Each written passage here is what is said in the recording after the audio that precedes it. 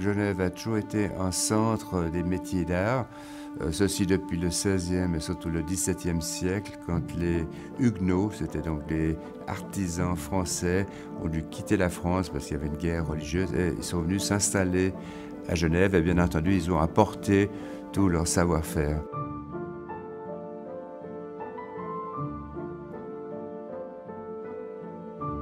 Genève était sous la domination de Calvin, c'est-à-dire qu'on devait être sobre, les produits de luxe étaient interdits. Et ces artisans, au lieu de continuer à faire plutôt des pièces de joaillerie ou de bijouterie, ont commencé à faire des montres qui n'étaient pas interdites à ce moment-là.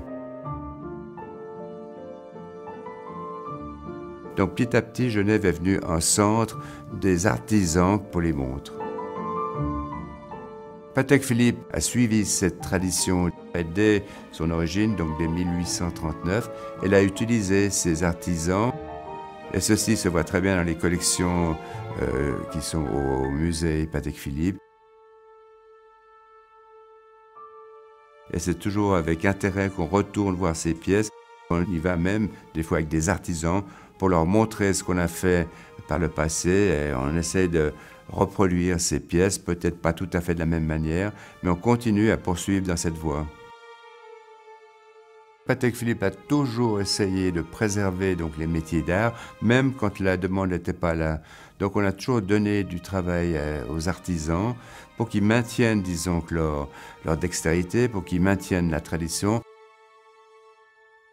Il y a eu une époque à Genève où les chaînistes étaient très en vogue, très à la mode. La demande, malheureusement, n'existe plus. Nous avons gardé, malgré tout, nous avons 2 chaînistes.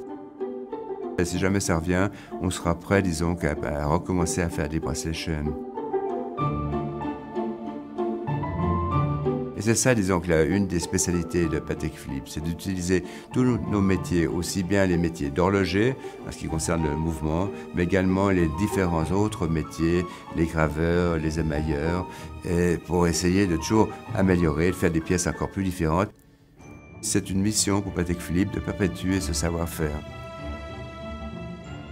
Je crois que ça, c'est une garantie pour l'avenir, pour Patek Philippe, c'est d'avoir conservé ses mains à l'intérieur de la maison, de les avoir même développées. Et c'est ça notre mission qu'on veut absolument perpétuer.